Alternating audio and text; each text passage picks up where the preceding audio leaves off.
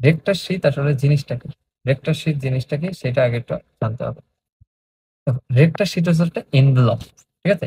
Rectus শীটটা কি? Rectus sheath is a aponeurotic aponeu aponeurotic envelope for rectus abdominis muscle, ঠিক আছে? তাহলে এটা হচ্ছে রেক্টাস অ্যাবডোমিনিস মাসলের একটা অ্যাপোনিউরেটিক রেক্টাস অ্যাবডোমিনিস মাসলের একটা অ্যাপোনিউরেটিক এনভেলপ, যেটা হচ্ছে তোমার চারদিক থেকে তোমার এই রেক্টাস অ্যাবডোমিনিস মাসলকে এনক্লোজ করে রাখে, ঠিক আছে? আচ্ছা, এরপর আসো, এবার আমি একটু চিত্র দেখাই। ধরো এইটা হচ্ছে তোমার রেক্টাস অ্যাবডোমিনিস মাসল, এটা হচ্ছে তোমার রেক্টাস অ্যাবডোমিনিস মাসল, ঠিক আছে?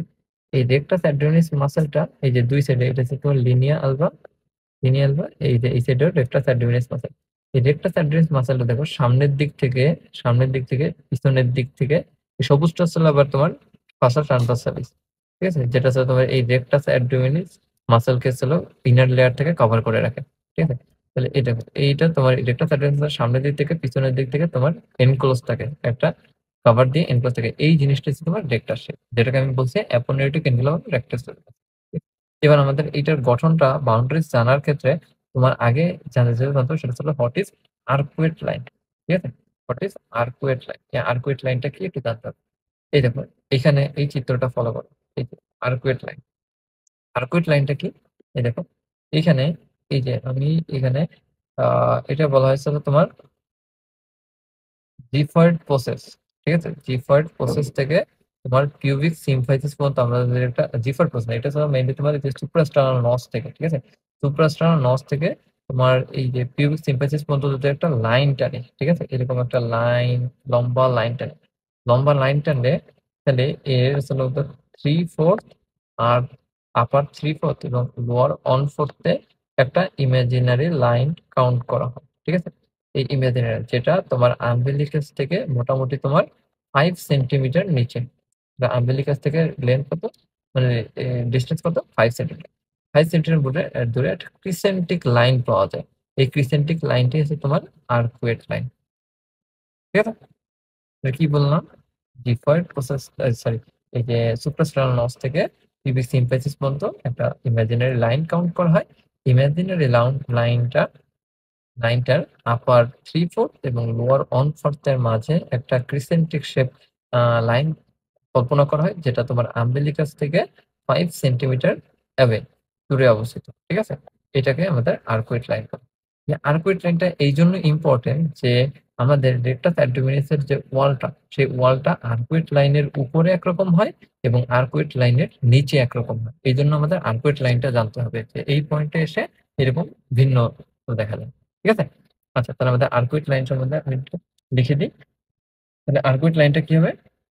আর্কুয়েট লাইনটা হচ্ছে এ crescentic line, crescent-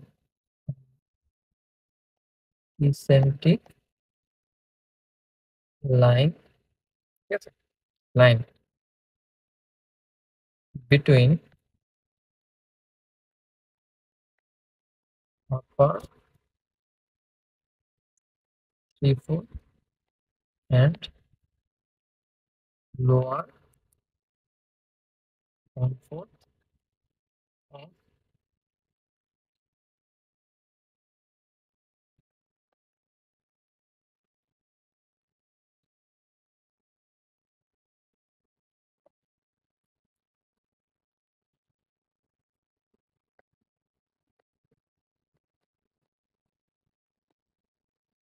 extending from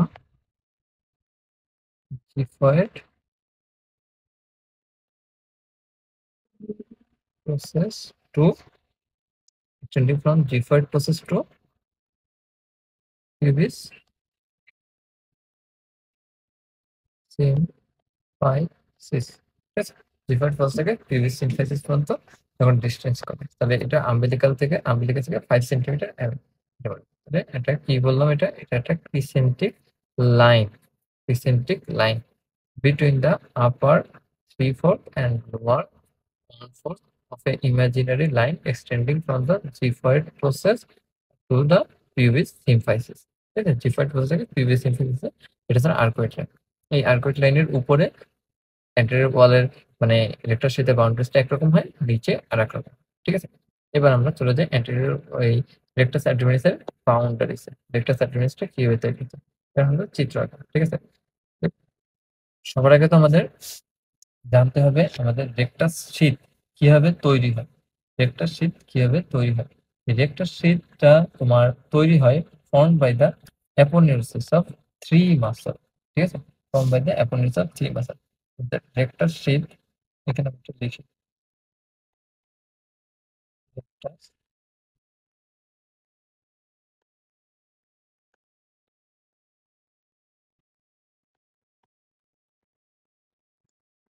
অ্যাপোনেউরোসিস of three muscle. তোমরা সবাই আন্দাজ করতে পারছো যে কোন তিনটা মাসল হবে?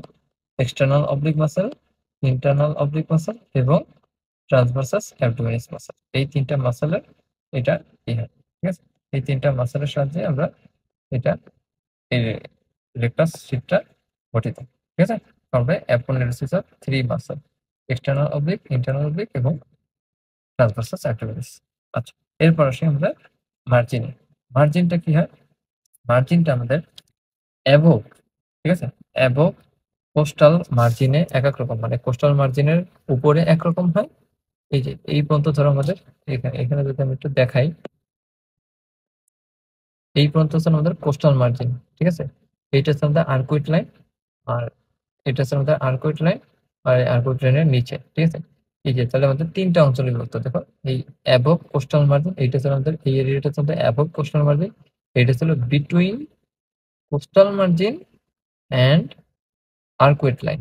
ঠিক আছে? এই যে এটা বিটুইন কোস্টাল মার্জিন আর্কুইট, আর এটা ছিল বিলো আর্কুইট লাইন। ঠিক আছে? আমরা এই তিনটা অঞ্চলে বাউন্ডারিজটা তিন রকমের হয়, সেটাই আমরা জানি।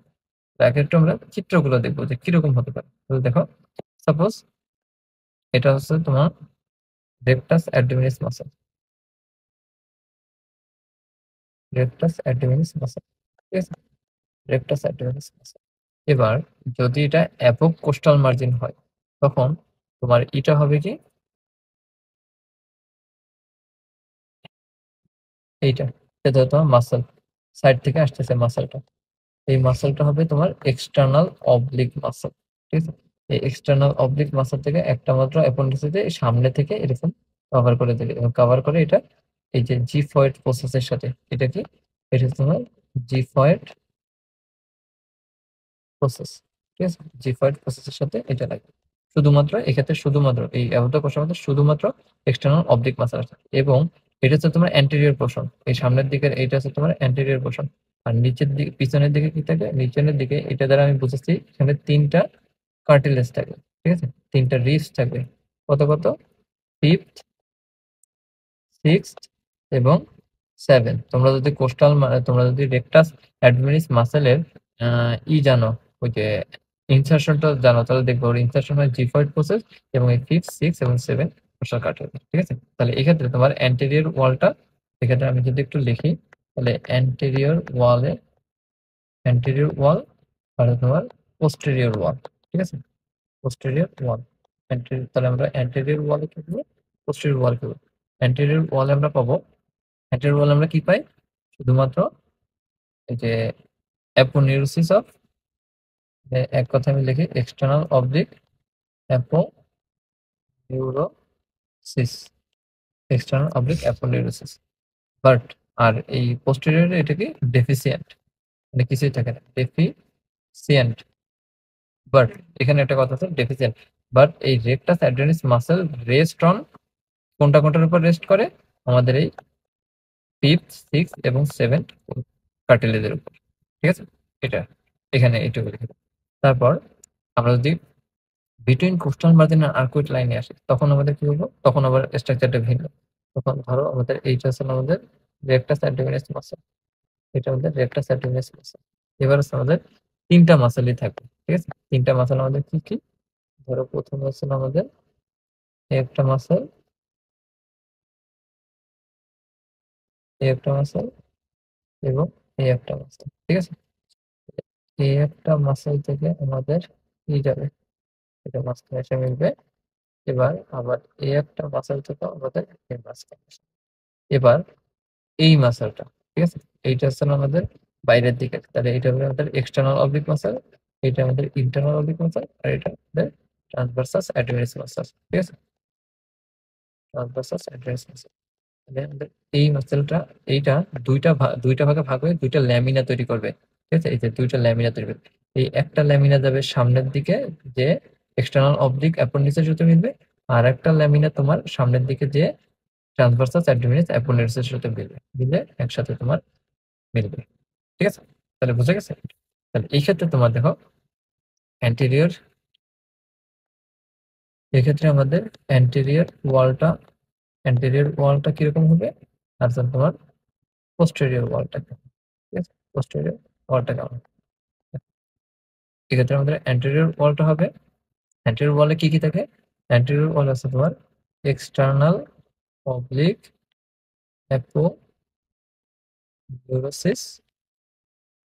আর কি থাকবে প্লাস, এর সাথে কি ছিল, এই যে ইন্টারনাল অবলিক ছিল, ইন্টারনাল অবলিকের ল্যামিনা অ্যান্টেরিয়র ল্যামিনাটা, ঠিক আছে, অ্যান্টেরিয়র পাশে অ্যান্টেরিয়র ল্যামিনাটা থাকে, ঠিক আছে।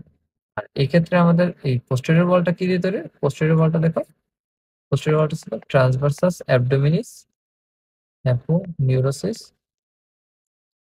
Plus internal oblique muscle.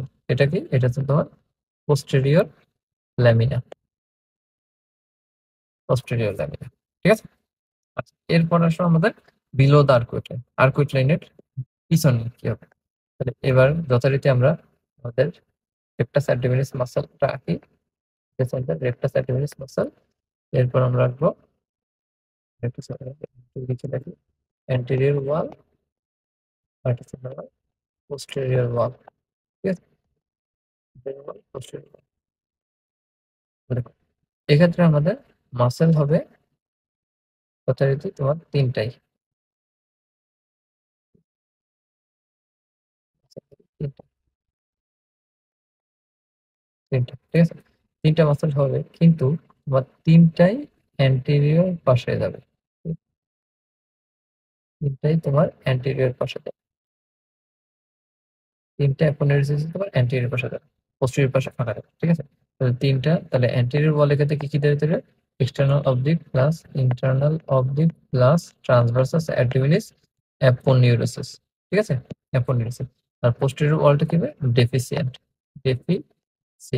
ঠিক আছে। প্রত্যেকটা ক্ষেত্রেই আমাদের একটা লেয়ার এখানে আমরা পাবো, সেটা কি, এটা হলো এইরকম গ্রিন কালারের একটা লেয়ার, ঠিক আছে, গ্রিন কালার, যেটা ট্রান্সভার্সাস অ্যাবডোমিনিস এর পাশে থাকবে। এটার নাম কি, এটার নাম হলো তোমার ফাসা ট্রান্সভার্সালিস বা ট্রান্সভার্সালিস ফাসা, ঠিক আছে। এটার ক্ষেত্রে আমাদের সেম থাকবে, দেখো এক্ষেত্রে ফাসা ট্রান্সভার্সালিস,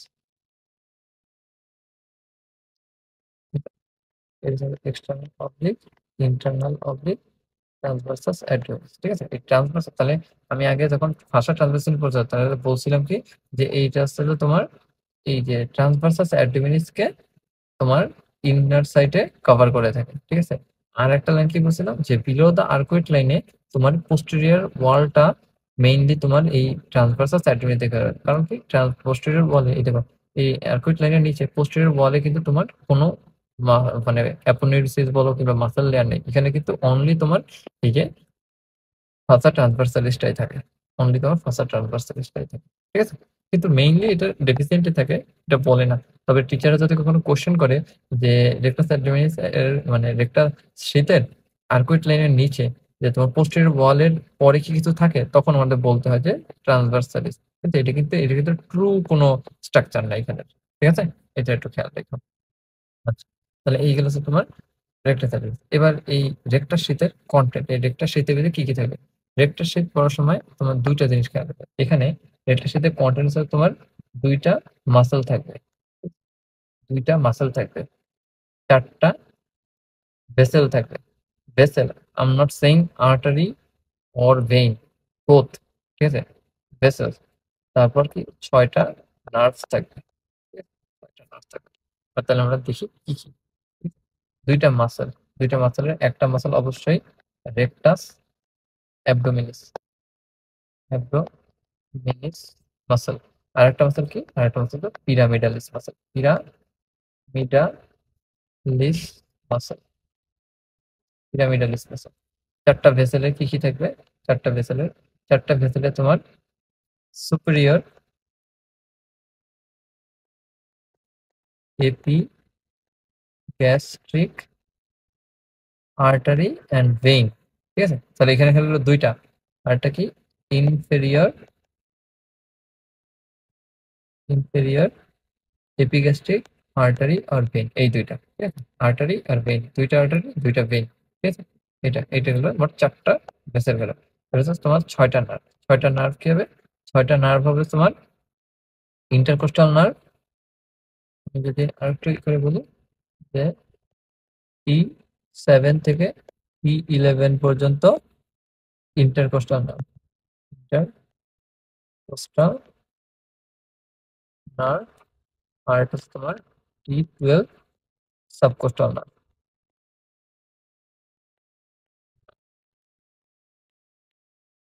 ঠিক আছে? এবার হচ্ছে ফাংশন। ফাংশন কি? It checks the going of the trunk, increase the efficiency of muscle, ঠিক আছে? Increase the efficiency of muscle, এটা হচ্ছে তোমার হিসাব, ঠিক আছে? তাহলে এই হচ্ছে তোমার টোটাল এই রেক্টার শীট, ঠিক আছে? রেক্টার শীট নিয়ে এতটুকু করলে তোমার একটু যদি কনসেপ্ট ক্লিয়ার করে করতে পারো, তাহলে তোমাদের এই অ্যান্টেরিয়র অ্যাডমিনাল ওয়ালের ফার্স্ট পার্টের ক্লাস এতটুকুই, ঠিক আছে? সেকেন্ড পার্টে আমরা ইনগুইনাল ক্যানেল প্লাস হার্নিয়া এগুলো নিয়ে আলোচনা করব। এখন এই পর্যন্ত যদি তোমাদের বুঝতে অসুবিধা হয় তাহলে আমাকে নক দিবা কিংবা কমেন্ট বক্সে কমেন্ট করে জানাবা, যথাসম্ভব রিপ্লাই দেওয়ার ট্রাই করবো, ঠিক আছে? আশা করি এখান থেকে কারো কোনো সমস্যা থাকার কথা না। ক্লাসগুলো বারবার দেখলে তোমার কনসেপ্ট তো ভালো করে ক্লিয়ার হবে, আশা করি পরীক্ষা একটা ভালো নাম্বার ক্যারি করতে পারবে। ধন্যবাদ সবাইকে।